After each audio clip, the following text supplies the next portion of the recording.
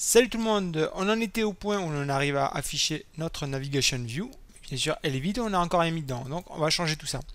Avant de faire ça, on va modifier deux petites choses que j'ai remarquées. Déjà, le relative layout, qui prendra toute la largeur et toute la hauteur, donc on va mettre ça en match parent. Idem pour la hauteur.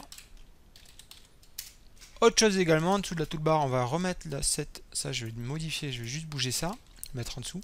Et là, il n'y a pas besoin de faire toolbar.setTitle, on va juste faire un setTitle player name. Donc ça, c'est fait.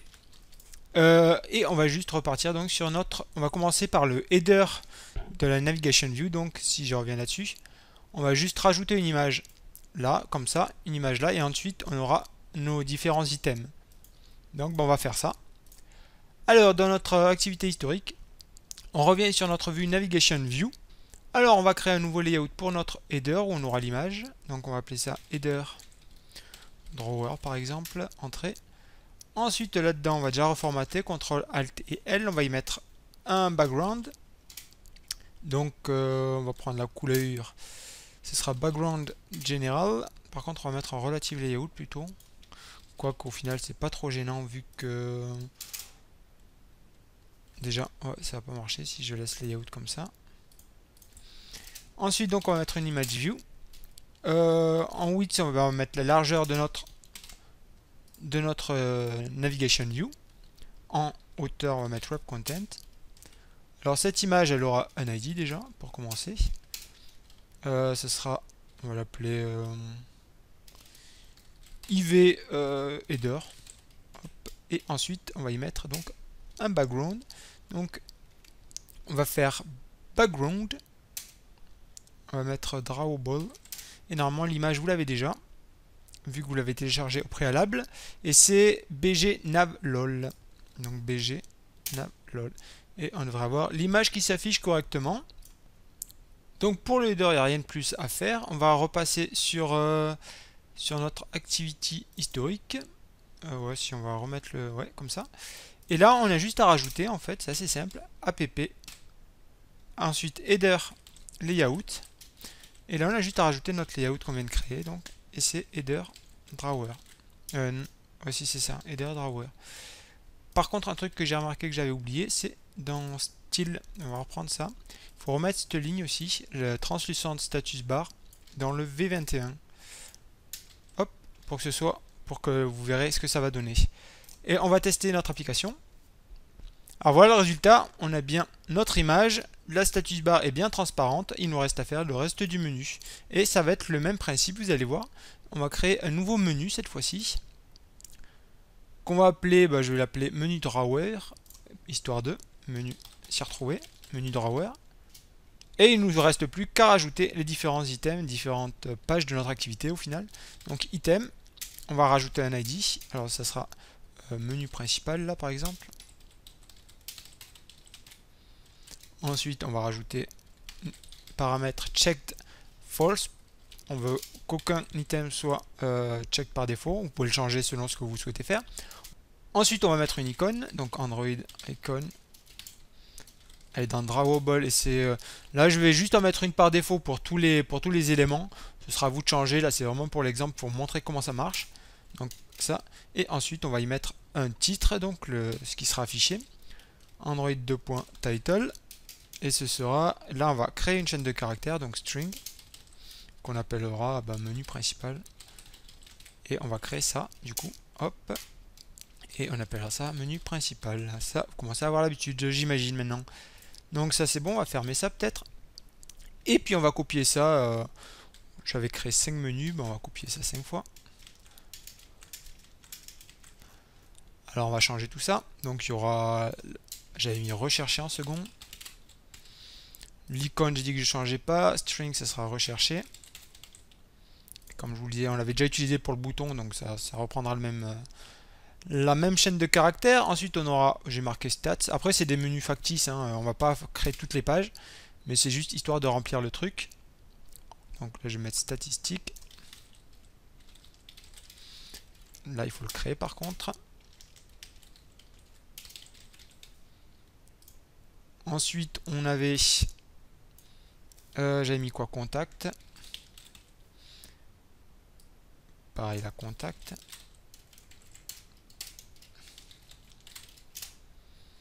Et pour finir, on va mettre à propos.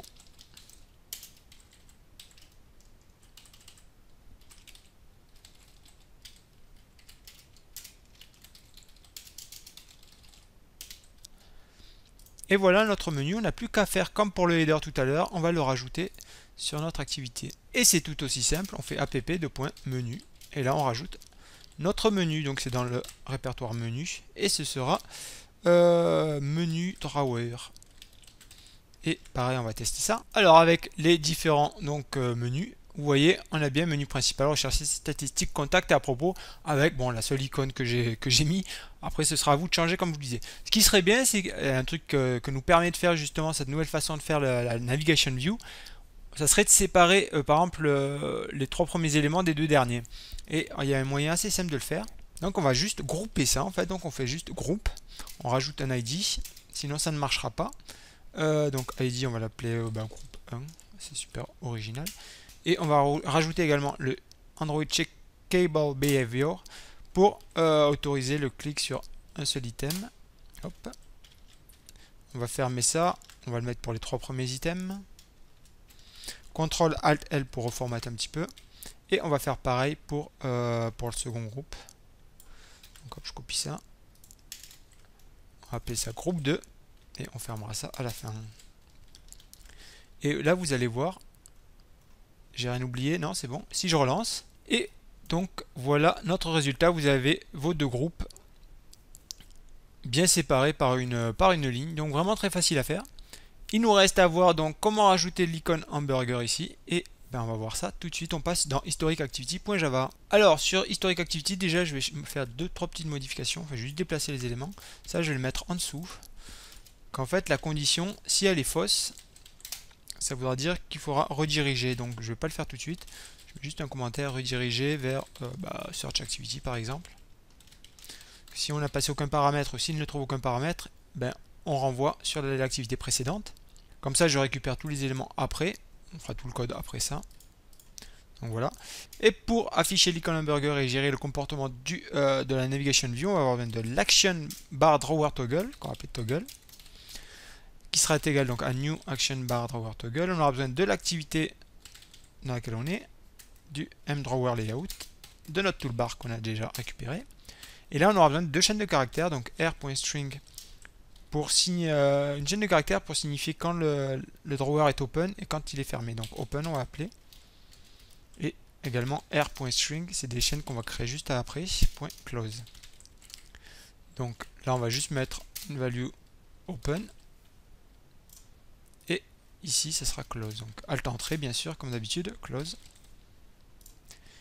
Et là on va implémenter donc 2 méthodes, alt insert, override méthode. Et on va juste choisir onDrawerOpened et closed. Et on met ça. On va rien faire dedans, mais comme ça, si vous voulez gérer les comportements, c'est là-dedans qu'il faudra le faire en fonction de ce que vous voulez faire. Ensuite, il nous faut rajouter un drawer listener, donc cette drawer listener, pour mettre notre toggle justement.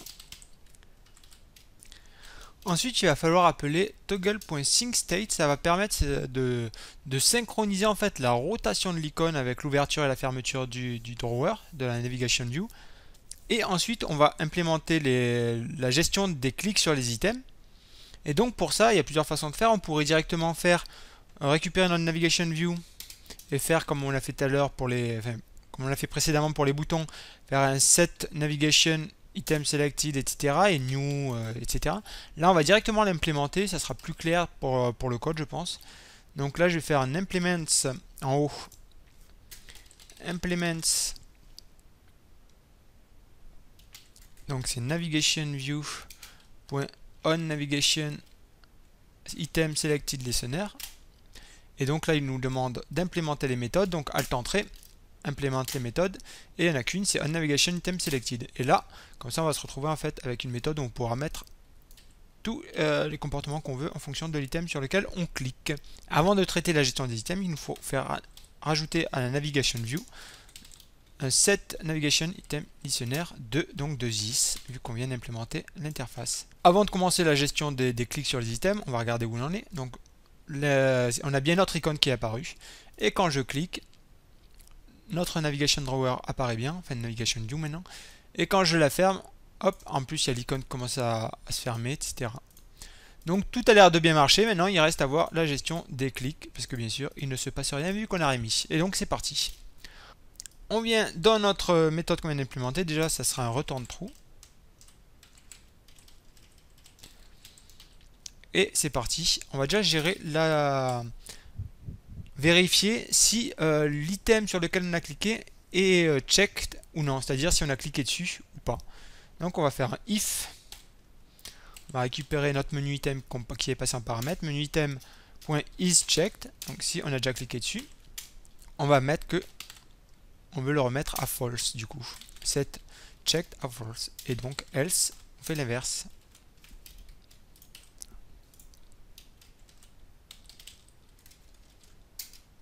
Menu item.set checked true. On va voir ce que ça fait. Donc je relance l'application. Alors maintenant, quand je clique sur un item, il devrait se mettre en état actif. Et quand je clique sur un autre, ça devrait changer. Donc là, je clique bien, ça se met bien en actif. D'ailleurs, il faudra penser à changer le fond de notre background. Et également, si je clique sur rechercher, ça part. Et voilà. Donc ça marche bien. Et donc, on va continuer sur la gestion des clics plutôt. Et on finira par remettre le background plus foncé pour l'ensemble du menu. Donc maintenant on va gérer la gestion des items. Ce qu'on va faire déjà, c'est qu'on va fermer. Quand on clique sur un item, on veut que la navigation view se ferme. Donc on fait juste un mdrawer layout.close. Drawer, rien de plus simple. Et ensuite donc on va gérer la gestion du clic sur les différents items. Donc pour ça on va faire un switch case, ça sera le plus pratique. Donc menu item, on va choper getItemID.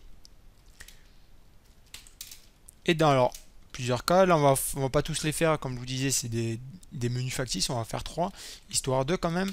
Donc case, donc si on a l'ID menu principal, j'ai rien prévu pour lui, on va juste donc afficher un toast pour make text.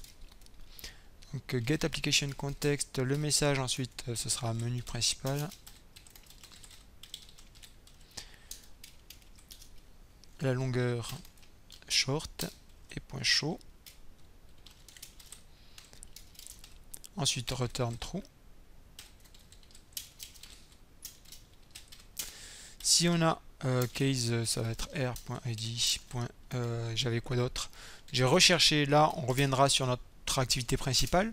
Donc dans ce cas là on fera une nouvelle intent i, qu'on va appeler i ou n'importe comment, new intent.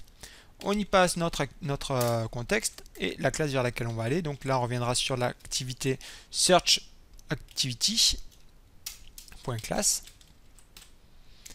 Ensuite, on démarre l'activité, start activity, on passe l'intent et on pourra carrément finir cette activité là. Donc on fermera historic activity et on va faire un dernier cas, on va return true.